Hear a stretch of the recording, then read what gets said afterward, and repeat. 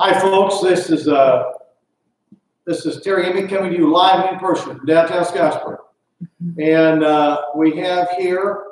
We're going to call our April 27th, 2020 Scottsburg Common Council meeting to order. And the first thing I want to do before we let's just go with the roll call first. Okay. Mayor Amick. Here. Chris Albertson. Here. Hovland. Here. Rick Mans. Here. Christian Evans. Here. Chuck Rose. Here. Okay. Do we have any guests on the line? Do we have any guests on the line as well? This is Jill Sagesser. I'm on the line. Hi, Jill. Thank you for joining us tonight. Anyone else? Okay. And we're also live here as well. And so I think what I would like to do is this is going to be, again, another electronic meeting. So it's we miss seeing everybody. So I want to start with prayer, if that's okay. Father, just come before you. Thank you for the day of life that you've given unto us. It is a most difficult time, not only in Scottsburg, Indiana, but in this world. So, Father, we just pray for your presence. We pray for your protection. We pray for your peace. And even in the midst of a hard, difficult time, Father, that you give a peace that passes all understanding. We pray for your covering, your protection for us here this day. We pray for your wisdom. We pray for your discernment, Father. And these things we ask in Jesus' name we pray. Amen. The first thing we have on tonight's agenda, folks, is the approval of the March 16th emergency meeting, as well as the March 13th regular meeting of Scottsburg Common Council. Sorry? March 16th emergency and March 16th executive and March 30th meeting. Sorry, I apologize for leaving the one off. Okay, so we have March 16th emergency meeting and March 16th executive meeting and the March 30th council meeting. So that's what I'm asking for approval of those combined minutes. Has everyone had a chance to review those, please? If you have not, please speak up. Hearing none, I would ask then for a motion to approve those minutes. I'll make the motion there. Okay. Christian Evans made the motion. Is there a second to that? I'll second. Chris Albertson. Chris Albertson seconded the motion. Are there any comments or questions about the minutes now? Hearing none, I'll ask for an approval. All in favor say aye. Aye. Aye. Aye. Opposed, like sign. Hearing none, minutes approved. Okay, next we're going to go to the public hearing on the sewer project. We have in council chambers no attendees. There is a total of 4 of us in council chambers right now. The city council of Josh Stigdon, my assistant Jessica Jones, the clerk treasurer Jan Hardy, and I'm Terry Emmett. So that's the 4 who are in attendance here. So there were no public comments. What was received electronically? Correct. There are no public here. So with that said, the public hearing is now closed. Going to B, we want to consider this. Christian Evans, Councilman Christian Evans has a letter of explanation. We gave forth an RFPQ. On the committee with this was Jan Hardy, Chase Harden, who is our wastewater treatment supervisor, Christian Evans, and myself. So Christian, if you will read and kind of explain this, please. Yeah, absolutely. Well, first and foremost, I want to thank obviously my fellow council members for appointing me on this committee, and the RFPQ committee for this wastewater treatment project was very successful. We worked together very well to proceed with this. I have a letter here that I'd like to read to the council that is in order to the Scottsburg Common Council from the RFPQ committee. It states, as directed by the Common Council for the City of Scottsburg, we have acted in our role as members of the RFPQ committee to solicit responses to a request for proposals and qualifications for the wastewater project through a build, operate, transfer process, BOT process. The committee followed all notification RFPQ requirements per Indiana Code 5-23. The committee completed a request for proposals process and received a total of 9 proposals on March 4th, 2020. Of the proposals received, 6 respondents were engineering firms and 3 respondents were developers/financing firms. The committee subsequently narrowed the field to 3 engineering firms and 1 construction/financing firm, all of which proposed to move forward with a scoping period at no cost.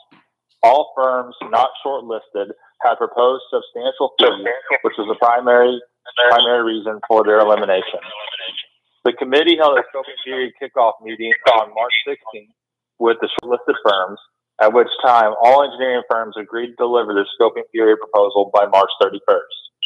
Further, the committee and the shortlisted construction/financing firm agreed that the construction budgeting and financing proposal would be delivered to the committee upon the selected engineering firm having completed 60% completed drawing, which is projected to be mid-summer. The committee will make a separate recommendation for the construction budget and financing at a future public hearing upon receiving the proposal. Having received proposals from the 3 shortlisted engineering firms as of March 31st, 2020, we have now concluded the scoping period. The committee has reviewed the proposals, and we are pleased to recommend Midwestern Engineering Incorporated as the engineer for the project. The committee makes this recommendation because of their experience in this field, their stellar track record with similar projects, their demonstrated knowledge of the issues our city is facing with IDEM, their aggressive fee proposal, their proposed project budget, which will save the city millions of dollars versus previous designs received by the city, and the team's demonstrated knowledge of state processes associated with the project. Further, their proposal clearly demonstrated their knowledge and desire to achieve the council's necessary outcomes and financial goals. We are including a copy of Midwestern's proposal with this letter, which fully details their proposed service and fees. The committee voted unanimously to recommend to the council that Midwestern Engineering Incorporated be selected as the engineer for the project through the build, operate, transfer process. This recommendation should now be considered by the council at a public hearing authorized under Indiana Code 5-23. Respectfully submitted, members of the RFPQ committee. Thank you, Christian. And I want to know what questions council has. You should have received the detailed scope of work, 16 pages by Midwestern Engineering, Inc. Do you have questions before we vote on this, about this project? Mr. Mayor, I've got a couple. Yes, sir. When I read through this, the solar fields, which I think are a great idea, are they included, or is that going to be an extra cost down the road? That would be an extra cost. That would be an extra cost. Included in this, in the scoping that you are seeing, that is basically for, well, you've seen that. You've seen where we're going to build 3 new reactors, but it does not include the scope. It does not include the solar field. That is correct. That's what I thought. I just wanted to make sure. I think it's a great idea. Long term, save the city a tremendous amount of money. Did we get a price on that? We have not done that yet. And Councilman, I really agree with you, because if you look at our electrical expense, and I can share that with you as well, it would save us a tremendous amount of funds as well. We did have one company that has wanted to do that, only we wouldn't own it. We would just get a reduction of our current electric bill by about 15 to 20%. I don't like a lease. I would rather own it. I would rather own it ourselves. That way we have total control over that. So we are looking into that as a possibility during this time as well. The other question I had, Mayor, and I've read through this, the engineering fees, the total estimated cost was $8.9 million. Was the engineering fees in that, or is that on top of it? That's on top of it. Okay. I thought so, but I just wanted to make sure. Yes, that you're exactly correct. And as you saw, there is contingency in there. So should that contingency be higher than what they estimated, as you can see, it's pushing $9 million. But if everything goes great, we're certainly lower than that. Right. Nor does that include the construction oversight engineering during construction. That'll be another fee, right? That'll be another what? That'll be another fee from the construction company. That's another correct? fee, and that could be anywhere from $75,000 to $150,000. We are looking.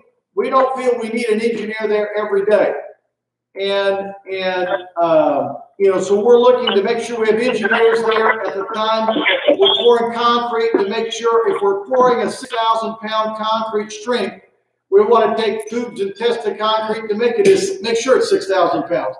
That we've documented we're pouring the proper strength of concrete. If there's, you know, no matter what type of engineering you get in the construction, hey, you've got to move this pipe. So we need engineering to basically prove moving it and then initial that they're signing off on that. So we'll need engineering during that, but we don't necessarily need them every day. Right. Could I say something here? And Christian, correct me, and Mayor, from Midwestern, even with that maximum on that oversight of the engineering, that their contract was around $619,000.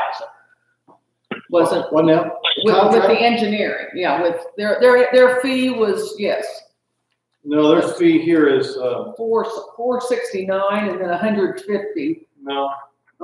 I have 300. 384. 384. Plus the other. So if you add in 10 for the bidding, which would be 394, and then construction engineering during the phase, so 394 and 75. That's where you're getting the 469 is what you said. That 469 was the original, and then pending how much oversight is needed there could be up to another 150,000 on that. That is all to be determined by the engineer. Is that correct, Christian? Was that your takeaway? That was my takeaway as well. I know that's up to, and we wouldn't obviously have to pay that much, that full amount, that 150,000 amount. From what I understood, is that it could be up to 150,000, depending on how we utilize the engineer and how we determine what will be utilized and how the engineer would be. The time would be spent at the project itself, from what I understand. But yes, I agree, yeah. Okay, and I just thought that might give Rick a better idea of the engineering fees.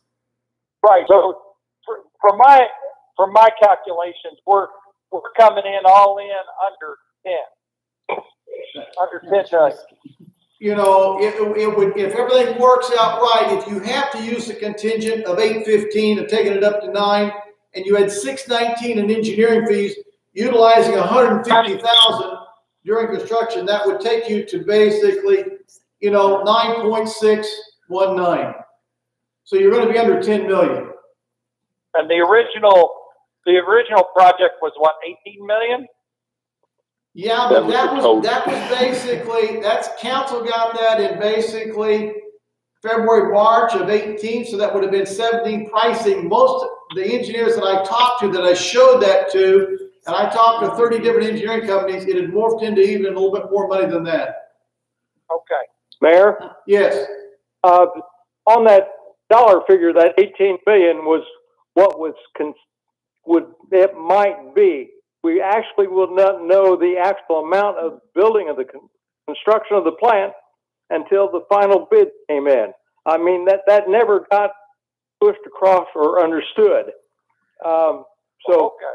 they've had other ones that have thought was going to come in at 18 million, and it came in at 11 or 12 million. That was at Monticello, Indiana.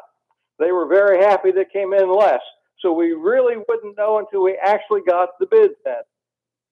On the, That was just, so Bill, what you're saying is that wasn't the actual bid then? no. What it Okay. was, would not know the actual bid until bids were submitted. And that's correct. But where I got in looking at things was, if you look at the amount of concrete it takes in an oxidation ditch, that oxidation ditch was 120 feet long. It was 80 feet wide. It was 18 feet high. The walls were 2 foot thick of concrete, and the floor was 6 foot thick in concrete. And that, I don't remember if it was a serpentine or whether it was a racetrack. But still, you had inside walls as well as that. The concrete alone was an extensive amount of cost, not counting the equipment. Have you been able to look at through Midwestern scoping? Do you see the different everything that's happening there? Do you have any questions about that as well? Right.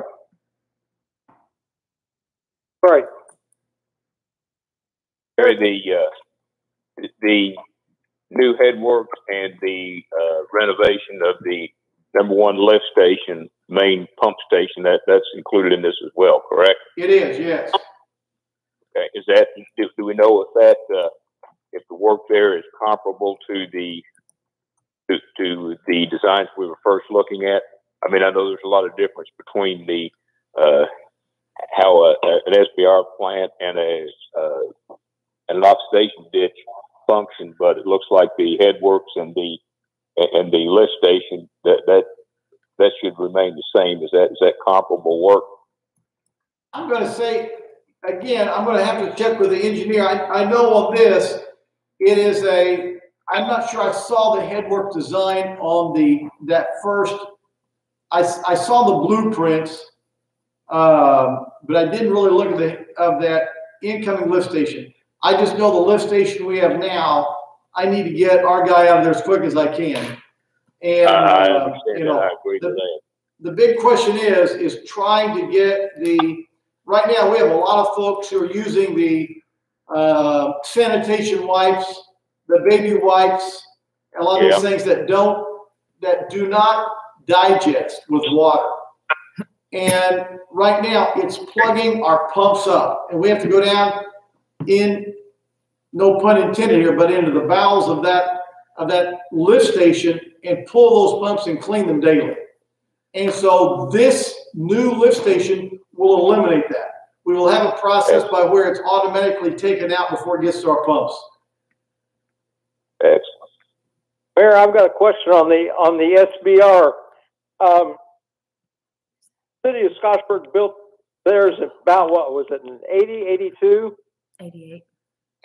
88. Okay. And there was about 20 some odd that were built about the same time, and ours is the only one going or still working. The others had to build new waste treatment plants within 10 years because that SBR was not working. When we met with the IDEM, 2 years ago and then last year, that timing might be a little off. That's pretty close. IDEM was saying no SBR. They were recommending an oxidation ditch. And they also said that if they didn't think it was up to snuff, it won't work. And they were leading us to think this SBR will not work. This engineering firm in Logansport, in Lagodi, is saying that it will. I've seen, Bill, from Midwestern Engineering, I can tell you there's probably somewhere about 35 to 60 SBRs. Avon right now is putting in a 12 million gallon per day SBR in a suburb of Indianapolis. So this is current ongoing technology even today. Okay. Bill, I can tell you that I spoke with IDEM about the SBR, and I think one of the major limitations is how they perform when we have severe hydraulic overload. That if the capacity capacity is increased enough to handle the hydraulic overload, which we're trying to reduce anyway, that they felt like it would be feasible. Okay. And I talked with Mark Amick about that at length. They said two different things. They said a different thing a year and 2 years ago.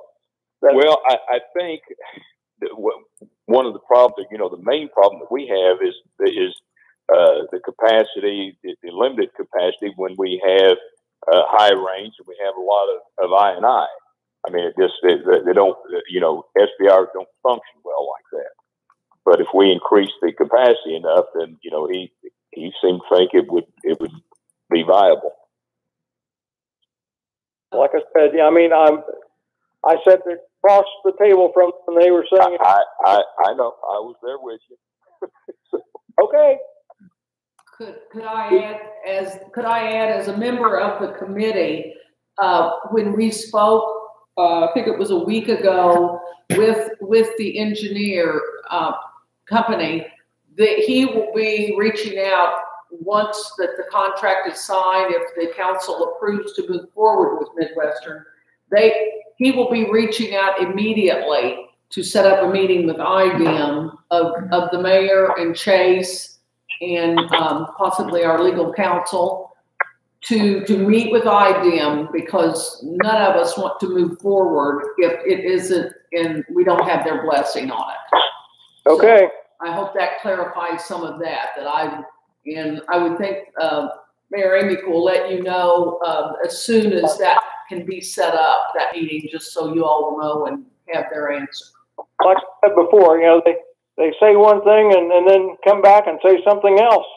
Yes. And Mark Sullivan is the chief engineer with Midwest, Bill. And I'm happy to even get him on the phone tonight if you want me to get him on the phone, because he's one of several.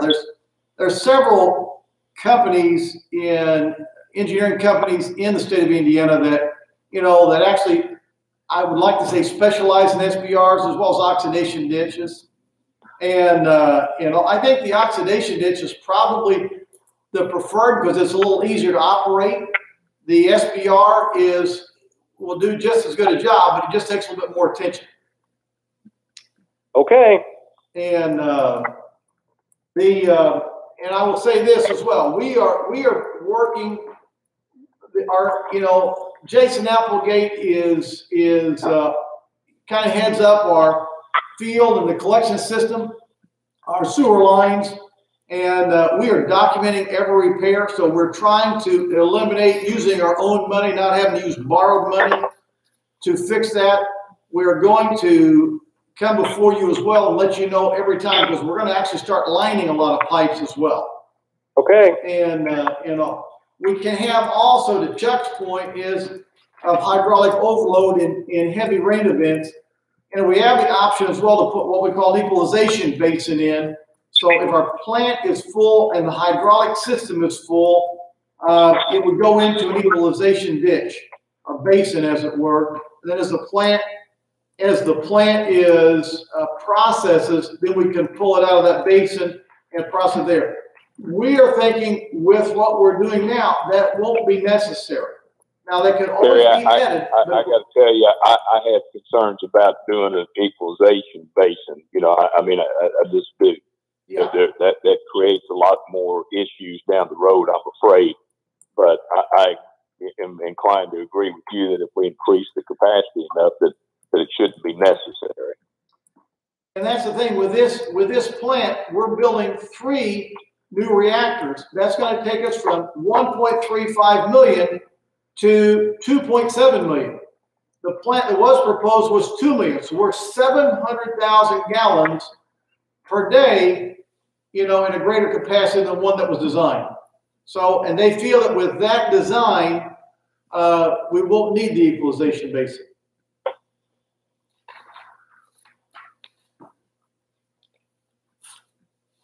And that is, Terry, 3 new reactors and 1 new digester, right? What we're going to do there is, as you've seen your plan, you'll have 3 new reactors going north of the current reactors. Once those 3 are in line, again, a new headworks building will be being built, and you're going to see new buildings there. And we have one digester now. The other tank is really not being used. So so what we'll do is we'll basically take the 3 old ones offline, put them onto the 3 new ones. We will then take the inward working parts of the 3 old reactors out, retrofit them with the same equipment that we've put in to the brand new concrete reactors. And we'll once we turn that online, and that should all be done, and we're showing November of 2021. So basically, we were going to have a new plant. We don't have to build a new digester because we have one 500,000 gallon tank that is a digester now. The other 3 will use the other 500,000 gallon tank as a digester. So we're not going to have to build we're not going to have to expend money on another 500,000 gallon tank.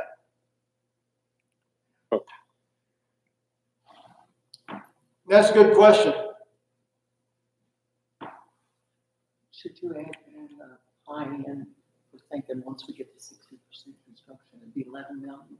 Yeah, let me say this as well. To Jan's point is that they're telling us once we get to 60% of the engineering, which could take 6 to 8 weeks, then we can actually get this down to the exact dollar amount.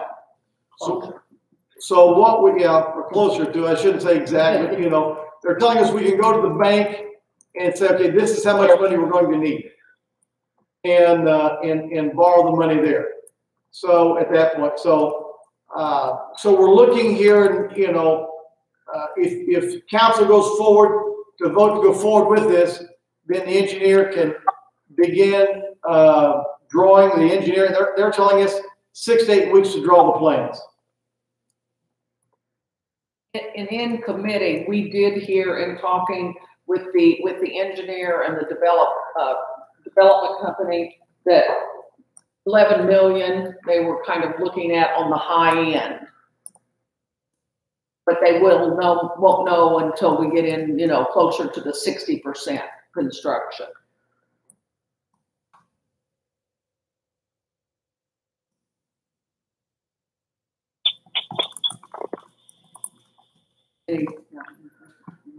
What questions, comments do you have? I'm good.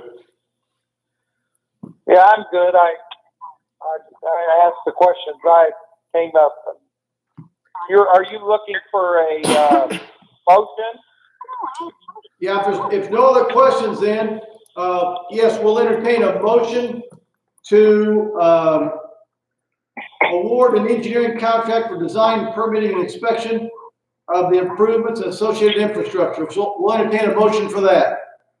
I'll make that motion. Okay, motion made by Rick Mans. Is there a second?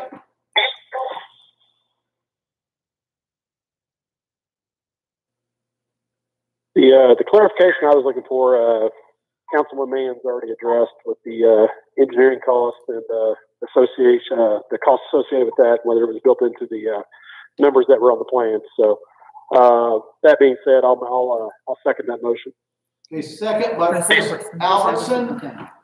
Okay, now there are other questions or comments now. Okay, hearing none, I'll ask for a vote. All in favor, say aye. Aye. Aye. Opposed, like sign. Hearing none, motion's passed. We will get a hold of Midwest and tell them we've passed this then, so that the engineering can begin. And I have a call with Samantha Gross, with the IDM enforcement officer as well, and we're going to be meeting with her as well right away. Let them know what council's doing here. So thank you very much. The next new business is resolution 2020-R-4, resolution of common council of the city of Scottsburg to authorize budgetary transfers and adjustments to the 2020 final budget. Now, what that all is about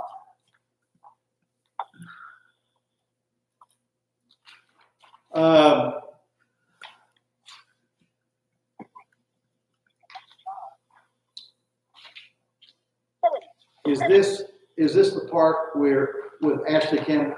Yes, and usually those that are our veteran council members, we usually don't do transfers until the end of the year, closer to November.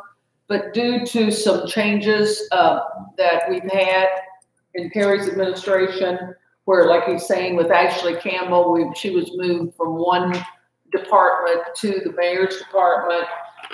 These transfers we wanted to go ahead and do those now, because that will, make his financials look much better than because this money has been appropriated. We just need approval to transfer it. And we had one transfer there from Board of Works to the police department for vehicles. So we're just asking approval for both of those so that we can go ahead and do that. What happened on this was Brad Deaton was put into a position of a city inspector and code enforcement. And that left an empty spot when you first came up the stairs. Ashley Campbell was over in the area plan, and there was a budget to cover her salary and benefits. And so basically with the city of Scottsburg under a sewer ban, as well as the COVID-19, those inspections and new home building permits have been way down. So I asked Ms. Ramoni if I could bring her over there. And so that's what we've done. We've basically permanently brought her over here. So what I'm asking council to do now is basically approve a transfer of those budgeted funds for her in area plan to come over to basically the mayor's budget to cover that expense for her. I never was able to find Exhibit A. Did I get that, or am I just overlooking it? It was at the bottom of that page, the chart that was on there. If you, I've got the resolution, and then it says Exhibit A, but I don't see Exhibit A anywhere. It just says City of Scottsburg. Chuck, it's a separate page to itself, and it says City of Scottsburg transfers, and you'll see an amount, and it says all of her 100 expenses. It's all payroll expenses that were associated with that move over. And I apologize. I'm looking right now to see if that's okay. Find. It'll say from 101-009-112 Department Plan Commission description. Then it says then to. When you pull up that resolution that I attached and sent to you, was it 2 pages? No. Okay, let me resend this to you. If you have access, I can send it to you right now within a second.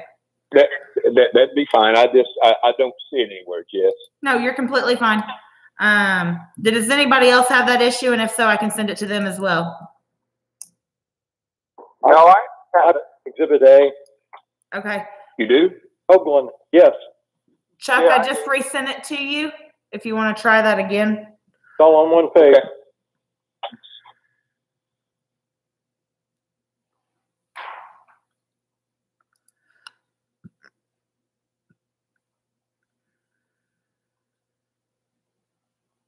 Okay, we can move on. I'm waiting here. We're good.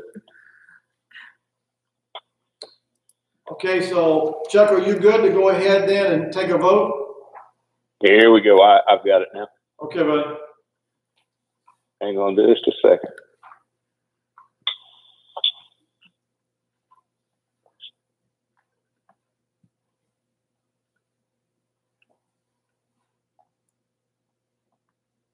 Okay, we're good. Okay. Okay, Yep. so that's what this is in regards to.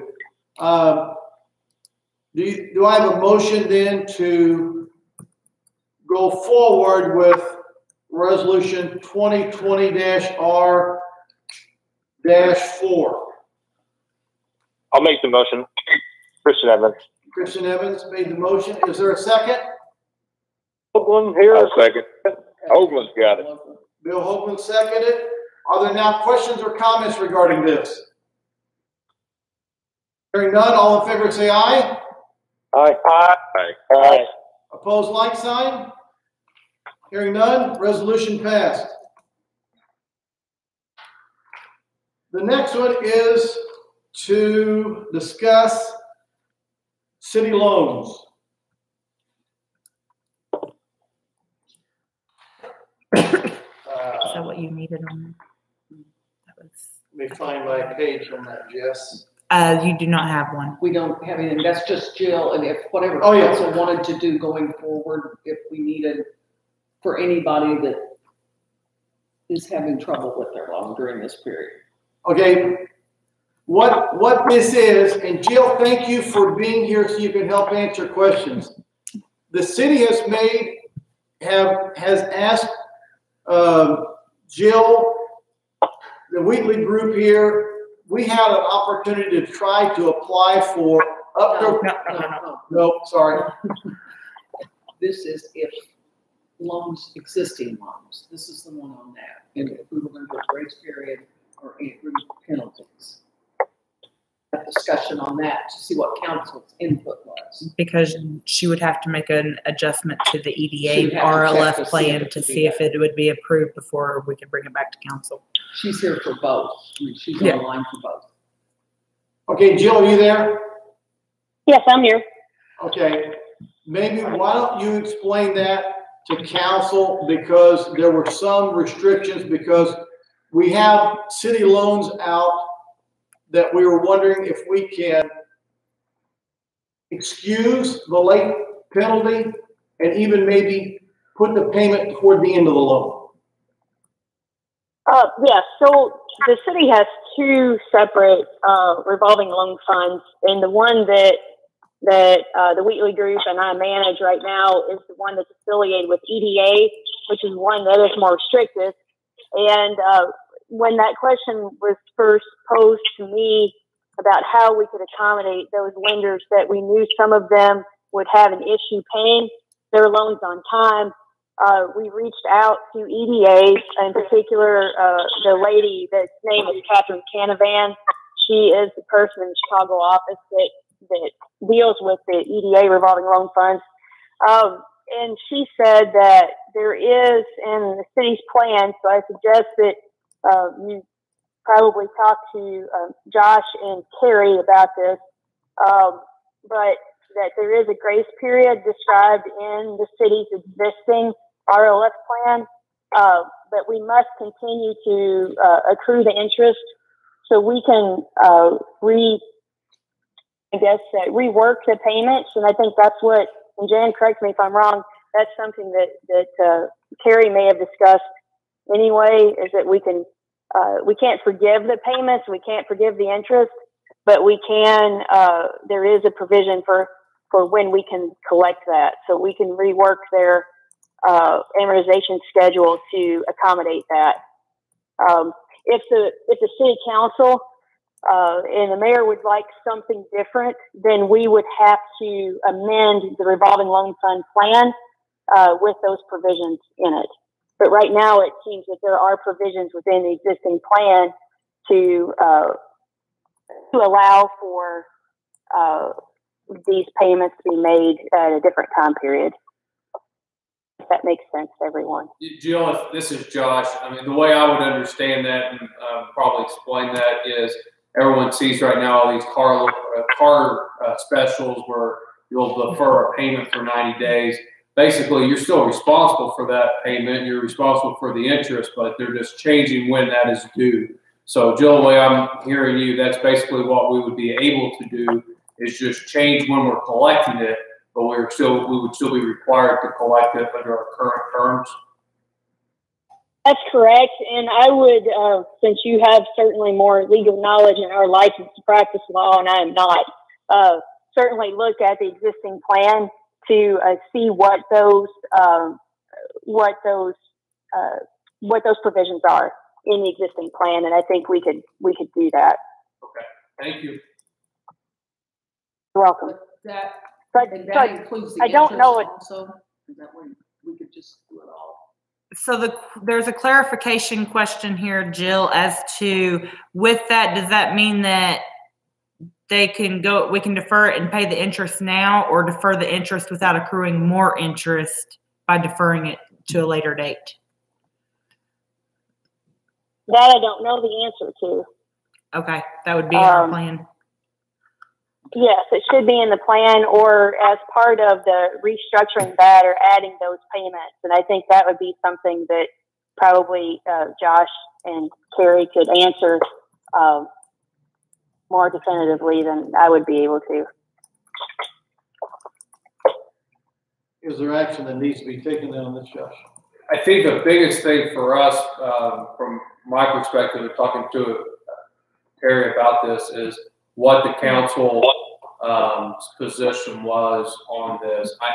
I don't know that we've directly had anyone make any formal. We've got two that have spoken with me on this. Do we have formal requests at this point in time? No, nothing formal. Just so we're anticipating receiving some requests to defer payments or make some accommodations, and that would be an area that council would. We would need approval from council before we would have any ability to do that. So biggest purpose was, since Jill was going to be on this phone call, we know we have the two different programs. We may have two different sets of rules. At least start this conversation so it's not a new topic to you. The other comment that I've made to the mayor a few times is, you know, I'm hesitant in us passing a written policy that says, yeah, we're going to kick back April, May's payments to the end, since we do not know what June, July, August, September look like at this point in time, since, as you know, probably most of you seen today, our continuation and increased number of cases is not looking like we're going to be fully open probably here in the near future. So since this is a fluid situation, that we have a conversation about it, we don't put any firm policy in place yet, but at least have some direction on what the council's thinking, so we can inform our people with loans. Yeah, and I would like to add that I would like to see if we could keep a consistent policy with both loan funds. It would be much easier from my office's standpoint if council elects to put a policy in place, that it would be one that would be for both of our loan funds that are out there. And I would like to add also that we had one person who has a loan checked on this probably 10 days ago. And there's many of these loans are coming due at the first of the month. So my concern is that we will not have another council meeting by the time my office is being requested of if there's a grace period or what they can do without penalties or paying interest. And Jill, let me ask you this. Is this a good segue now to go into our next the CDBG grant program? Oh, I think that I don't know if the council has any, I don't know if the council has any questions about what we talk about with this yet or not, Mayor. And I think that might be good to kind of put this to some kind of, put this to rest a little bit before we get into the next one. I think that might confuse us. It might confuse me before it's all over. I know. My thought was, should we get this grant, that might help some of these folks. Not fast enough. No. Never mind. Sorry. I'm sorry. Yeah. So I guess what you're asking is that how do we feel about taking the payments that are due, let's say the next 2 months, and put them on the end? You know, they're still responsible. They're still going to pay back. That's not going to put the city in any bind, is it, Jan? I can't hardly hear. Can you speak? What he stated was that basically is what we're doing is how do we feel about deferring the payment to the end? That's not going to put the city in a bind. Is what his question was. No, it will not. And we're collections are good now, so that will not put us in any pinch on revenue. If that's the case, I can only speak for myself. I think that anything we do to help our business to stay afloat is a good thing. I agree. Amen. I'd absolutely second that point. I just feel like when we look at the calendar for May, our next meeting won't be until May the 11th. And we have many of these loans that come in that first week. And yeah, I just would like for us to, if we could have some direction when these, you know, if. So that if Jill does have to reach out after Josh looks at the plan, to Catherine with the EDA, if we need to adjust it more to what council wants. My personal feeling is we could take some of the stress off of some of these businesses if they knew they were going to have a few months grace period. I agree, and you don't need a vote, do you? Yes, we would need board action. Oh, okay. Well, I'll make a motion. I'll second that motion. Let's define the motion. So that I'll make a motion that the city loans be able to use the rules as written to delay payment till the end of the loan, if necessary. Would that be during the declared pandemic? These next 2 months payments to the end of the loan period. Yes. And that's both. That's both funds that we have. Yes, both funds. And does that give you what you need, Jan? The motion that we're understanding is a motion to defer payments on city loans to the end of the loan using the rules written, but I have not heard a specified time. Am I correct on what we're hearing? Well, I think I was kind of leaving that up to you, to each business, right? So let's say somebody makes the payment this month, but next month can't make the payment. Do we want to have it to where you can do it depending on what may come down the road? Do you see what I'm saying, Jan? Yeah, yes, yeah, I do. I think we should start with some time frame in there of a grace period. 3 months, 2 months. Josh might said during the pandemic. I mean, right now we're still under the state declared pandemic. So, I mean, that would an emergency disaster period. So, I mean, that would be a clock we could use. 60 days extended from after the end of the deck, something, or at least have where we're having a clock on it. Okay, would be my thought. The 60 days after the end of the state declared emergency, right? Perfect. That sounds good. After the pandemic emergency. State declared. 60 days. And how many of them are in arrears now? Pardon? How many of the loans are in arrears now? We only have one, and I think there's legal action being taken on that one. Yes, Okay. Everybody, collections are super right now, except for one. With the pandemic, I don't see anything wrong with giving them 2 months grace to pick it up at the end.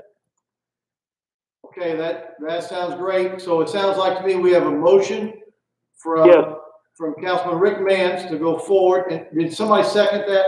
Christian Evans. Christian Evans seconded that. So, okay. So is there any other conversation or questions about this? Okay, hearing none, all in favor say aye. Aye. Aye. Opposed, like sign. Hearing none, so passed. Now the next thing, Jill, would be this CBDG grant program. Yes. So hopefully all council members got, this is a very, high level draft of kind of what this program could look like. The Office of Community and Rural Affairs rolled out a program a few weeks ago to try to address immediate needs for communities regarding the pandemic. And in discussion with clerk treasurer's office and the mayor, it seemed that the one there were one or two programs that might be available for the city of Scottsburg. A lot of the funding had to go towards direct service related to supplies, maybe opening up, rehabbing or opening up a building to treat people with COVID-19. A number of the things that I don't think the city itself was dealing with, maybe the county is, but not the city. But there were two provisions there that the city of Scottsburg could use. One was to apply for grant funds to use as a loan program. It could be a forgivable loan. The other was to apply for grant funds for the city to develop a grant program for businesses.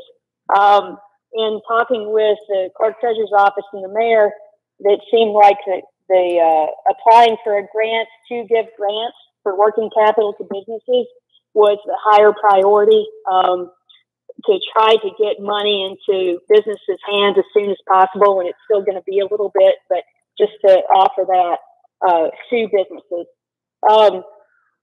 So what we've drafted is just this has to be for working capital. So anyone that would apply for this grant through the city of Scottsburg would need to do it for working capital, which would be expenses to pay employees that they have, or to keep employees that they may not be able to afford to pay, but not for any kind of construction or anything else. It's just working capital. It would be for businesses that are located within the city of Scottsburg. They're actually physically located, and that is a grant requirement. So that is something that has to be there.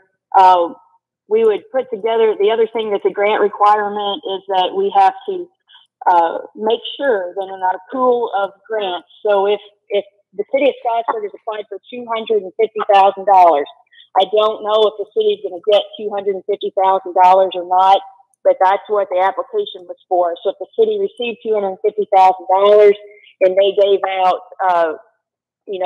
$25,000 grants to 10 businesses, then at least 51% of the employees and owners of those 10 businesses would have to be low to moderate income. So that's something that we have to track during the process of giving out the grants. But at the end of the day, that grant portfolio, with at least 51% of the people would have to be low mod. What we're talking about as far as numbers for low and moderate income, it's 80% of the median household income. So if it was a one-person household, their income couldn't be more than $36,150. If it was a four-person household, it's $51,600. So part of the application process would be getting this intake document from each business that would have not only the owner's information on it, but also all their employees. So they would be responsible for filling that out and submitting it with their application to the city. That's one of the main compliance documents that the city would need at the end of the day to provide.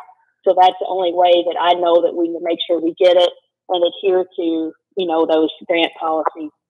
The other thing that businesses will have to provide, and I haven't been told what form this needs to be in, I'm assuming it's just some type of form letter, is that this business would not be able to operate without this money.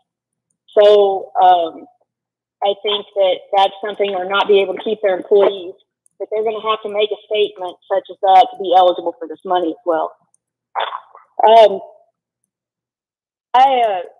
Does anyone have questions so far as the requirements? Joe, I guess I just want to clarify the 51% number. I see it stated obviously in this draft. That is 51% of the employees of said business. So it would have to total that 51% would have to be under that. I think you were talking about that $36,000 threshold. Is that correct? Oh, yes, to a certain extent. So let's say you had 100 employees of all of it's not each business. So at first I thought each business had to meet the 51% low mod with their owner's employees, and they don't. It's the entire pool. So if you gave loans 25 loans and there were 100 employees, at least 51 of those employees would have to meet the low mod criteria. So it's managed over the entire pool, which makes it a little bit more difficult to manage. But, you know, it gives you more flexibility that way too, as to who you can loan the money to. Or excuse me, I keep saying loan, who you can grant the money to. This is a grant. So once the money's out, it's out. It's not coming back.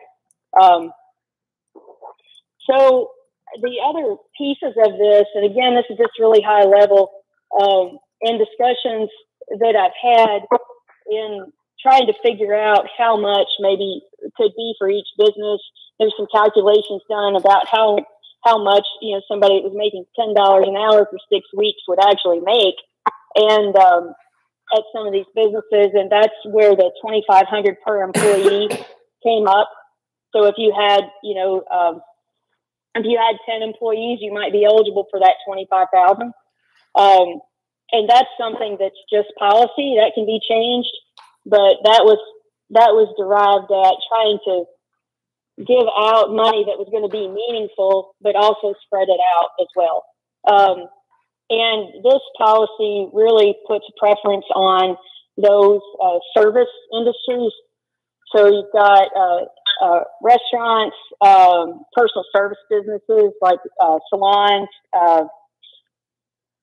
anything that right now has been closed. I know not all restaurants have, but not all can accommodate, you know, people the way they would like to. But that's where the preference would be, and that's where some of these dollar and limits have come up with. And then also just to make sure that how many employees they actually had, some type of proof to say that as of March 1st, you know, we had this number of employees or this salon had X number of stations, just to give some way of determining whether they're telling the, you know, somewhat honest with what they're applying for. Then, as I said before, there was some preference put on the types of businesses in trying to really reach those that really need that money and haven't really been able to work. And then that goes into a kind of a tiered system of we would look at those locally owned restaurants, personal service businesses, then retail commercial establishments, then office professional establishments.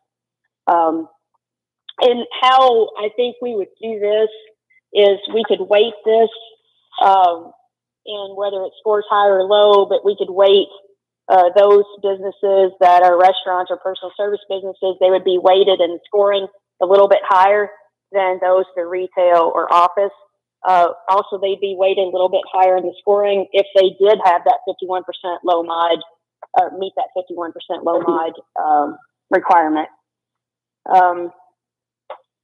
One of the last things that we have here is that having applications reviewed for completeness by the review committee, prioritized according to whatever the policy is. If the policy is actually approved in this policy, and then there would be, like suggested, a review committee to have someone from the clerk treasurer's office, a city council member, and either the mayor or his designee, and then I would also be on that committee more as an ex officio appointment to make sure that all the grant requirements are met with each application, because once we give people money, they're less likely to come back and give us the documentation we might need.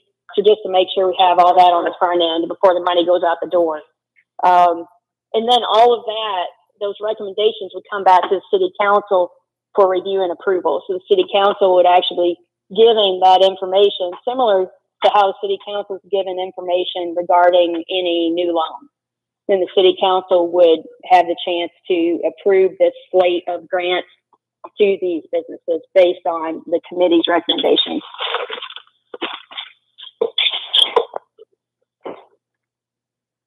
Jill, I had one more question as well. On the completion of the application, that bullet point 4 there, it states, has the applicant applied for and or received any SBA funds through the CARES Act? Does that, what impact does that have? Say they applied and they were not given the, the payroll protection or the EIDL. loans or the grants there. How does that weigh on? I know you're talking about like a kind of a scoring system. Where would that weigh into that? I mean, is there a requirement to where they're not they couldn't receive those funds to the SBA, or they could? How does that weigh into that scoring system? When we were batting this around, when I say we worked a lot with Jan and Tish on this, just to get something on paper for you guys to review. And so at some point, we decided it might be nice if they had applied for other assistance too, that they weren't just looking, you know, to the city for assistance, but maybe they had applied for. But that is not a grant requirement, and this grant, the CDBG money, is actually coming from Okra's normal pool of money. So it's not any type of emergency or CARES Act money. So it's not a duplication of benefits. So in reality, you know, I could apply for and receive SBA funds through the CARES Act and get money from the city of Scottsburg if the city of Scottsburg wanted to give that to me. So I think we just kind of threw that out to see what your thoughts were. Do you want to target people who have gotten money already? Do you want to see whether they've applied for any other money? You know, how do you want to look at that? So that's really up to the council to decide how you want to proceed with that, if that's something that they're going to score higher or lower, or if you care at all. I mean, we don't have to have that in there at all.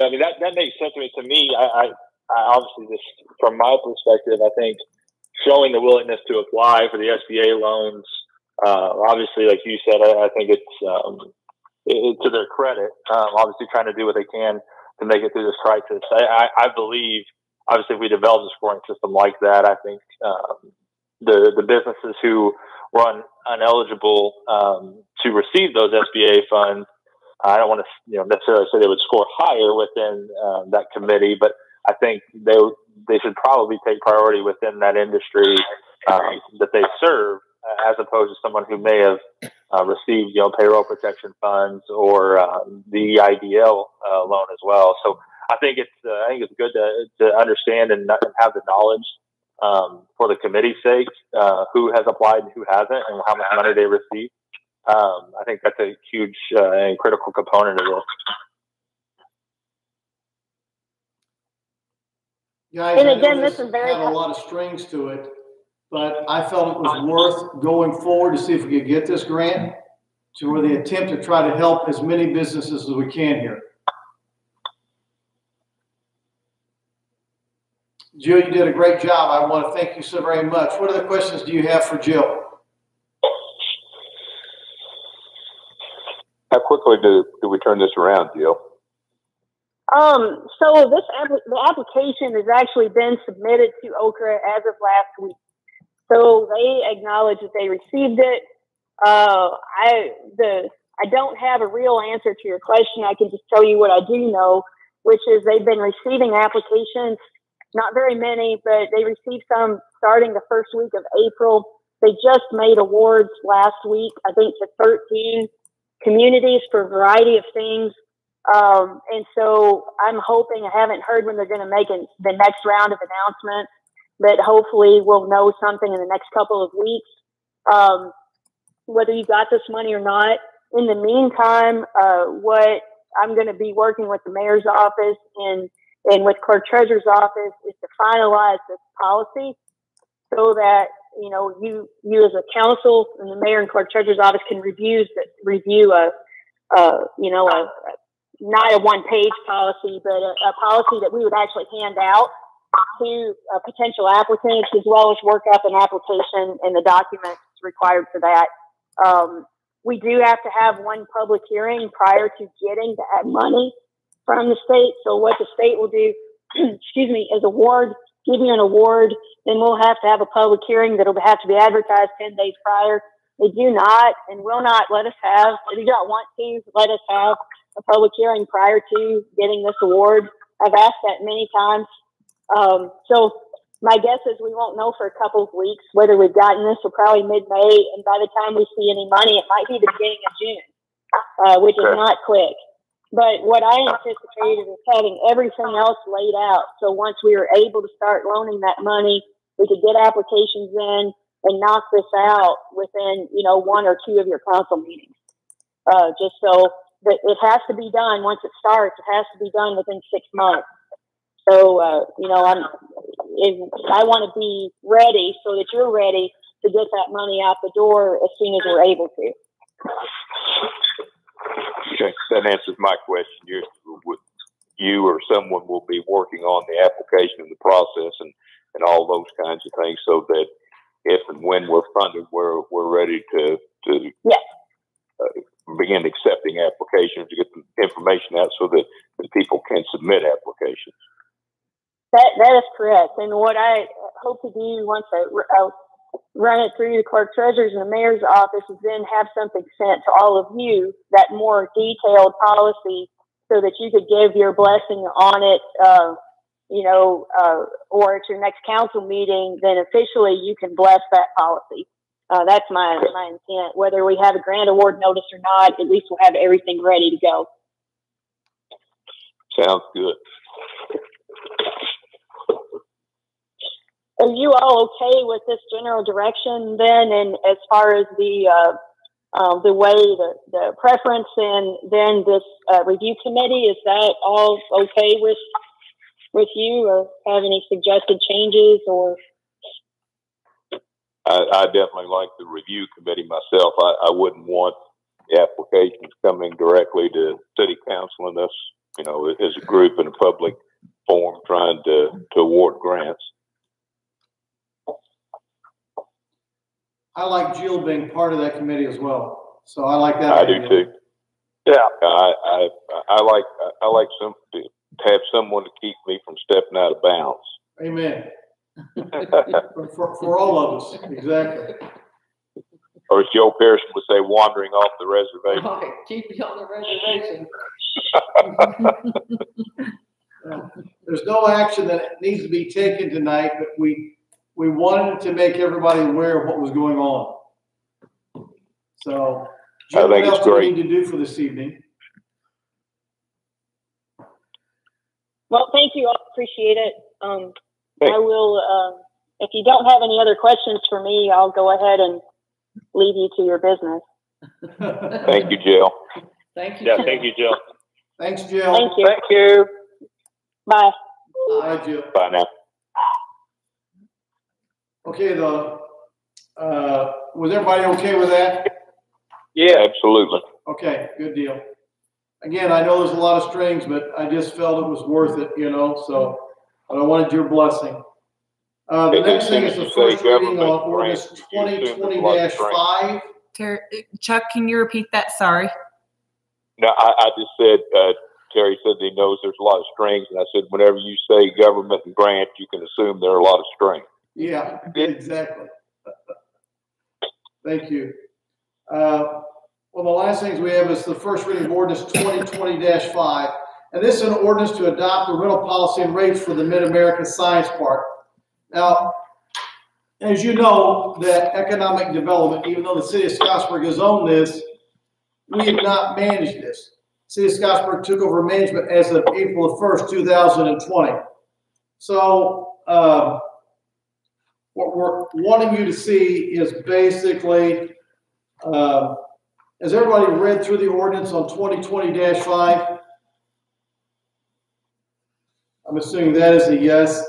If you see I've looked at it. Yeah, I've looked through it. Yes. Okay, thank you. And if you look at does everybody have the Mid-America Science Park, the room numbers, the square footage, the pricing there that you're seeing? And you see a minimum and a full. Minimum is usually going to be for a nonprofit or government entity. And if you're not that, then you're going to go to the full price. Do you see that on your price sheets? Yeah. Yep. So, we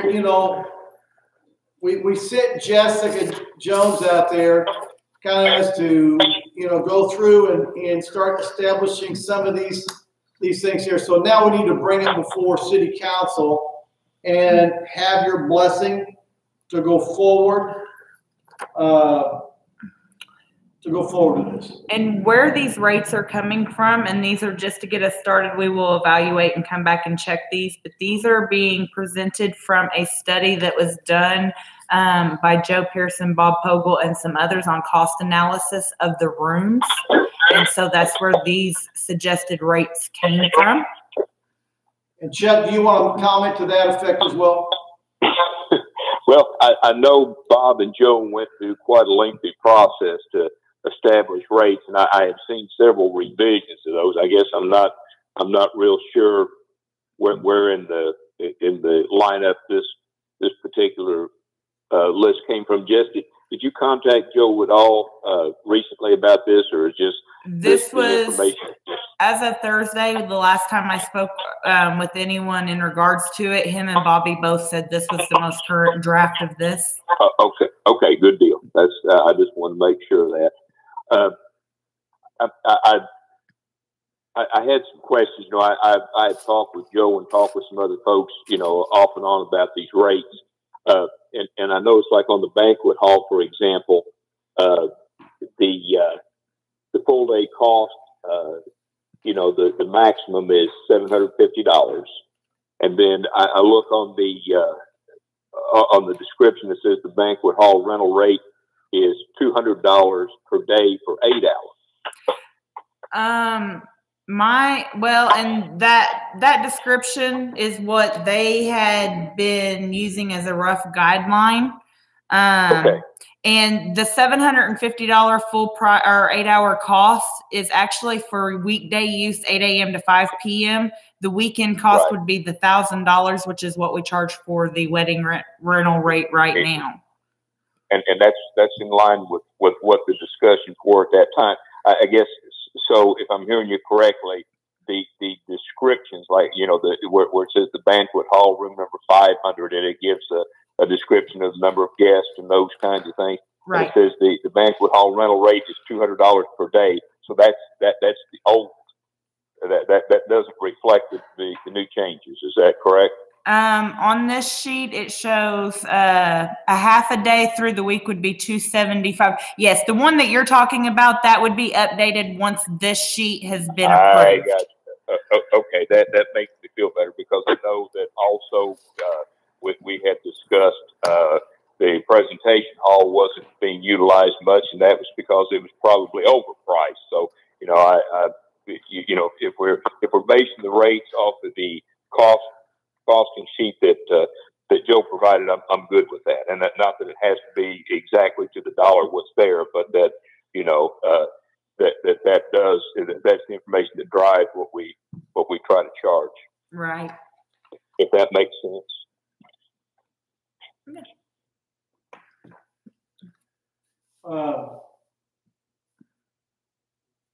So it's, you know, it's quite an undertaking, and we are coming in through here, and, you know, and of course we have this pandemic going on, so that has certainly put a hiccup in our operations there as well.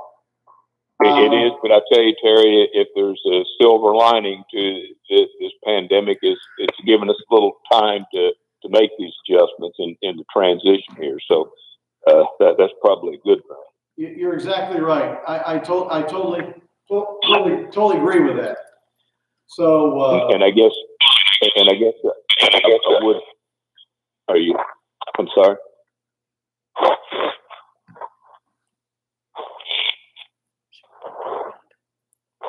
Go ahead.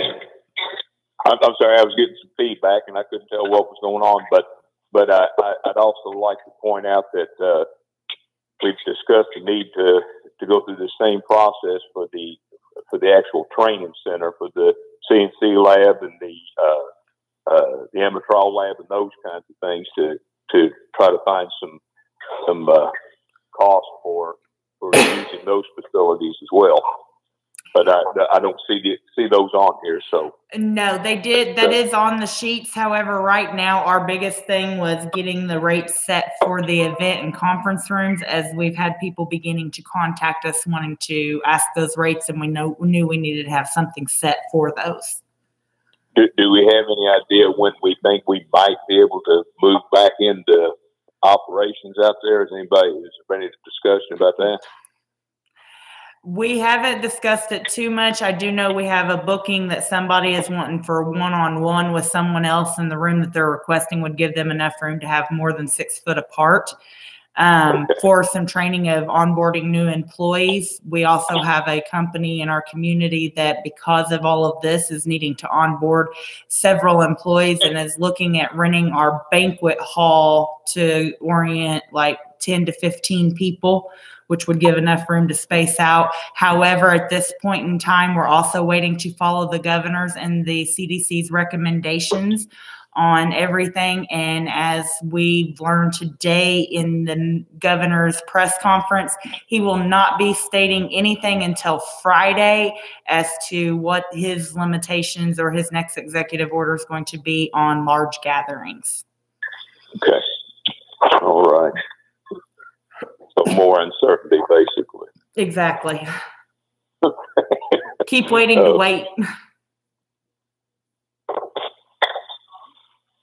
Good questions.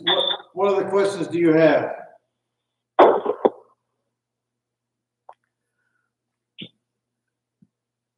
I have none. Okay. I don't have. Okay, then, do I have a motion to pass this ordinance on first reading? I'll make the motion. Bill Hoagland first, Chuck Rose second. Bill Hoagland first. I'm assuming Chuck Rose is second. Any other? That's good enough. There you go. Any other questions or comments? All in favor, say aye. Aye. Aye. Opposed, like sign. So passed. Do we need a rule? Or you wanting to go ahead and pass it? I mean, do we need to do that tonight, or? They can if they want. Terry, if there's not a rush to have second, third reading, I'd like a little time to digest all this. Sure. I don't think there's a rush. I mean, I agree with Jess. I understand the need to push forward with the banquet hall and some of the, some of the training rooms and things, but I don't know, it doesn't seem like we're going to be terribly rushed to get it going, and I'm a little slow on the uptake sometimes. So I'd like to look through that.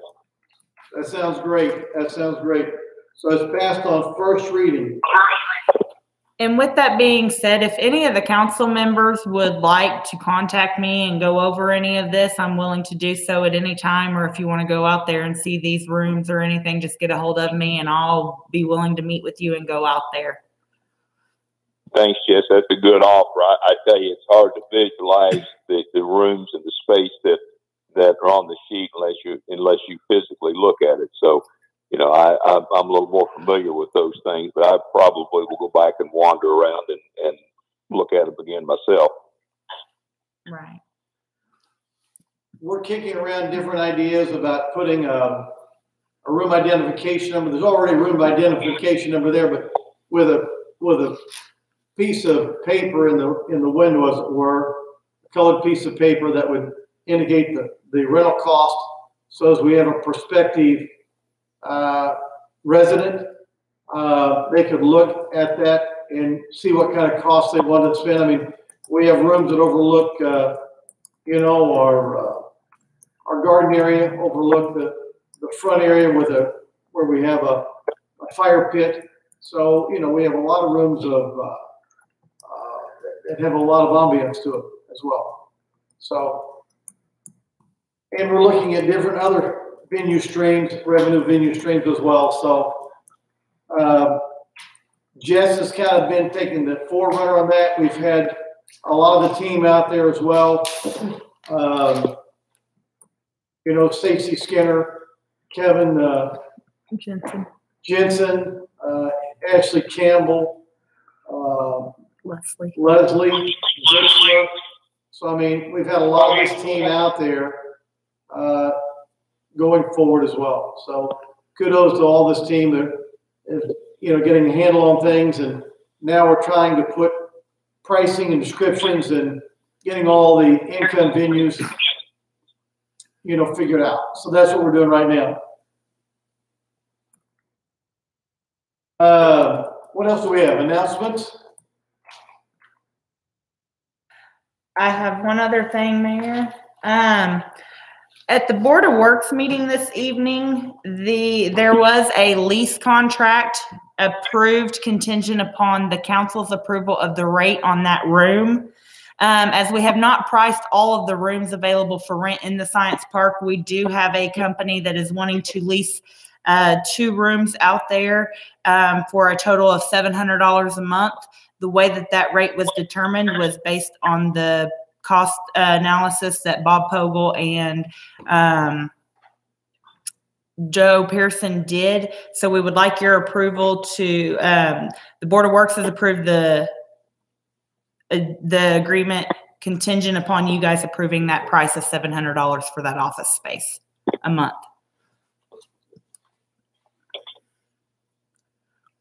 So you just need you're looking for a motion to approve? Yes. Yes, we are. I'd make the motion. For a second? I'll second that. Okay. Chuck made the motion, and was it Christian Evans made the second? Yes. Correct. Yep. Okay. Questions, comments? All in favor, say aye. Aye. Aye. Opposed, like sign. The room is rented. Thank you on that one.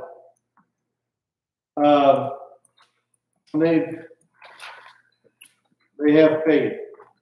What else do we have?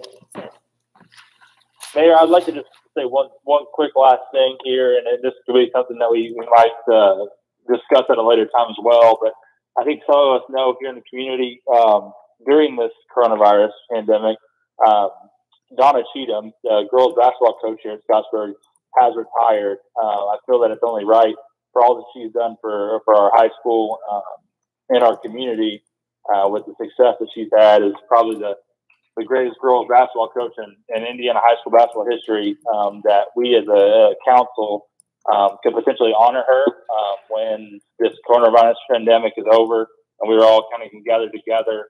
I think it would be justified for us to honor her in some capacity. Me being new to the council, I'm not sure what that looks like as far as what we could do at a council level, but I think it would be just for us to make sure we give her her due and everything that she's given for our community once everything gets back to normal. I second that 110%, brother. And one of the things we're doing is Scottsburg Proud, and we're going to get even some T-shirts, and we're trying to figure out what we can do for our Scottsburg seniors that is supposed to be graduating here in 2020. And so your ideas would be greatly appreciated in all of this. So I'm behind that, Christian, 150%, buddy. Great. Other ideas, announcements? Counselor? For me. Dan? Nothing. Jess? No.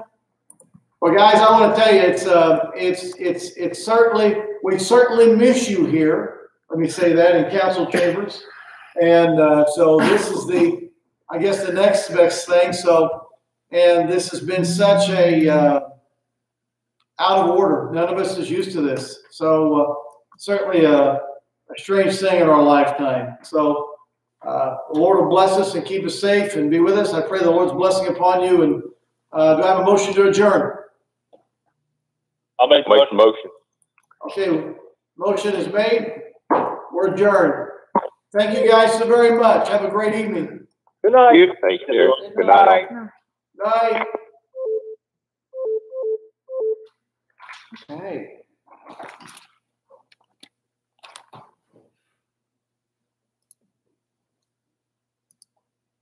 And follow you home. Have a good evening. Thank you.